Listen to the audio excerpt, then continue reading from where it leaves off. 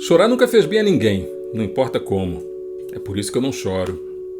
É com essa frase fortíssima da música Crying, Laughing, Loving, Lying, do cantor londrino Labi Siffre, que o Alexander Payne encerra mais essa parceria dele e do Paul Giamatti, que já tinha dado super certo, no premiadíssimo filme Sideways, que é de rodar em 2004. Mas por que a gente começou o vídeo falando sobre o final do filme? Sem dar spoiler, eu te digo que é muito importante que você preste atenção a esse final, porque ele é o resumo de todas as lições que esse roteiro delicadamente tentou passar para nós. Tá, quer dizer então que basta eu assistir a essa última cena para resumir todo o filme? Não! Para de botar a palavra na minha boca. O que eu disse é que você vai sendo preparado homeopaticamente para essa cena final, que vai te deixar pensando com certeza um bom par de horas, isso eu te garanto. Os Rejeitados, ou The Holdovers, o novo filme desse diretor americano com ascendência grega, estreou fazendo muito barulho no Festival de Cinema de Telluride e de lá voou para o Festival de Toronto para morder o segundo lugar na corrida pelo prêmio do público. É que lá, na verdade, ele trombou de frente com American Fiction, que é um outro filmaço, sabe, que a gente vai falar num outro papo aqui no set.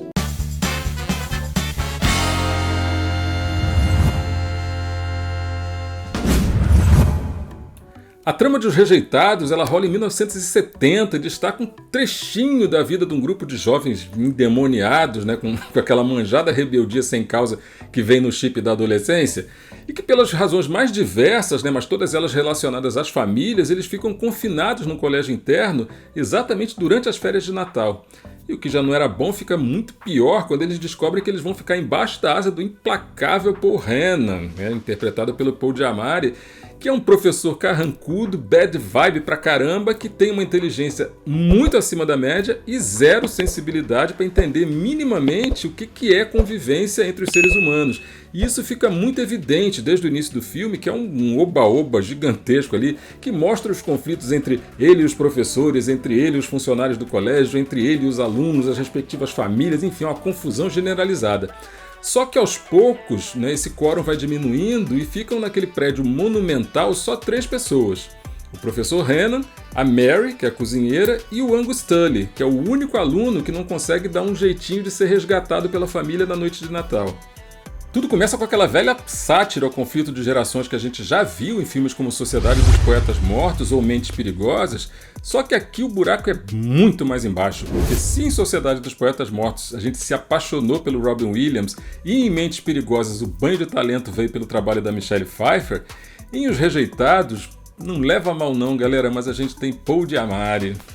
Não por acaso o cara está concorrendo ao Tio Chico de melhor ator e com grandes chances de levar esse prêmio para casa. E já levou Globo de Ouro, já levou mais um monte de prêmios por aí afora.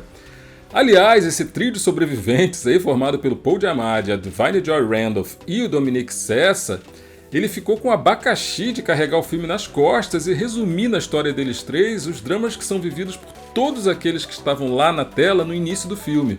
Ou seja, eles vão mergulhando nas histórias e nas fraquezas e nos conflitos uns dos outros, e essa desconstrução ela mexe com a gente porque toca em lugares que muitos de nós faz questão de esconder, sabe? De fazer de conta que não existe. E é aí, depois de ter enganado a gente com premissas falsas a respeito dos personagens, que o filme de fato acha o fio da meada. E a gente compra esse peixe sem questionar absolutamente nada, porque tá tudo ali na tela, sabe? Pra gente conferir.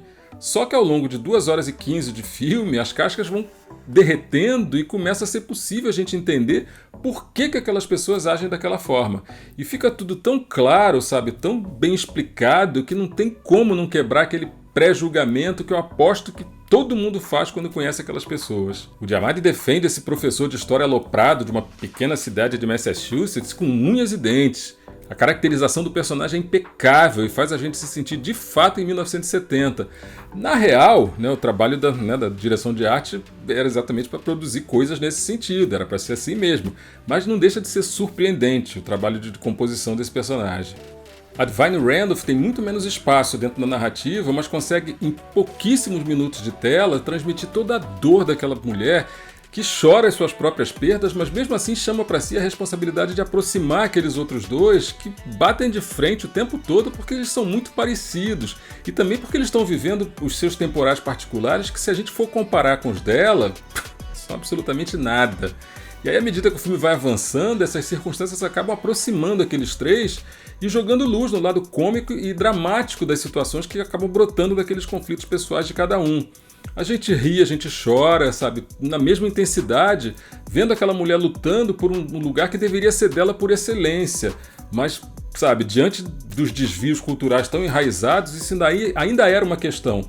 Não que hoje tenha deixado de ser, né? Continua sendo uma questão aí até hoje, infelizmente, provavelmente ainda seja por muito tempo. Vale lembrar que foi exatamente entre as décadas de 1970 e 1980 que o cinema americano abriu as comportas e meio que tirou debaixo do tapete aquelas questões de classe que não por acaso estão bem no centro dessa história. Sabe, a Guerra do Vietnã, ela amplificou o foco nas divisões sociais que vieram com o movimento dos direitos civis dos negros, e isso foi colocado nas telas no arco dramático do Filho da Cozinheira, que é o único entre os alunos do colégio que foi convocado para a guerra.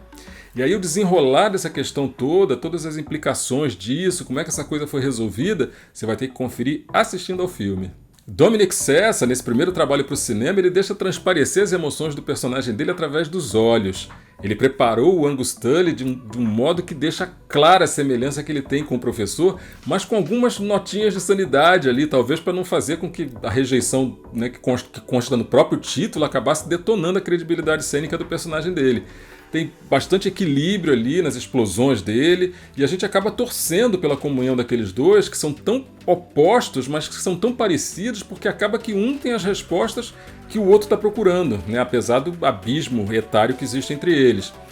E se liga no desfecho, sabe, desses personagens. É das coisas assim mais lindas que eu vi nos últimos tempos, sem pretensão, sabe, de mansinho, de uma maneira bem delicada. As coisas acabaram tomando os rumos que tinham que tomar, mas não sem que os dois tivessem contribuído direta e silenciosamente para isso. Um grande momento que merece ser visto e merece ser curtido ali. Depois comenta comigo aqui, deixa aqui nos comentários o que você achou a respeito desse final do filme. A trilha sonora já está ali presente desde a cena de abertura, onde a gente vê um coral formado por alunos e vem cheia de releituras, né, de músicas de Natal, o que joga um ar de nostalgia incrível aí, que toca cada um de nós de uma forma bem particular, né? Afinal de contas, cada um de nós guarda lembranças muito pessoais, né, sobre os natais passados. Tem até um vídeo meu falando sobre o Natal, vou deixar aqui no card depois que terminar esse vídeo aqui. Dá uma corrida lá e dá uma olhada, é um videozinho curtinho, mas eu acho que é bem bacaninha. Os Rejeitados é um filme que traz um sopro de calmaria e paz de espírito nesses tempos de super-heróis, de explosões, de fins de mundos, de cultos, né, aquele lado mais obscuro, mais sombrio das pessoas, enfim. É uma comédia dramática, custou 32 milhões de doletas, foi produzida pela Miramax e já ganhou uma dúzia de prêmios aí nos principais festivais de cinema mundiais. E ainda deve vir mais uma carrada de prêmio por aí afora, porque tem o BAFTA agora dia 18 de fevereiro e tem o Oscar, né, que tá quente. Os caras estão concorrendo em 5 categorias, incluindo de melhor ator para o Paul Giamatti e de melhor atriz coadjuvante, claro, para Da'Vine Joy Randolph, merecidissimamente. É um filme que vai mexer muito com você, porque vai te provar o quanto a solidão é dolorida e o quanto o abandono é o mal do século, sabe? As pessoas, elas, em nome de uma falta de tempo, né, de uma rotina extenuante, elas esquecem que uma simples ligação, ou em termos mais antenados, um simples joinha no WhatsApp, curam mais do que aspirina. Ponderai. E se você curtiu esse vídeo, não esquece, deixa o teu like, se inscreve no canal, ativa o sininho para receber todas as notificações, porque uma coisa é muito certa, a gente se vê no próximo set. Corta!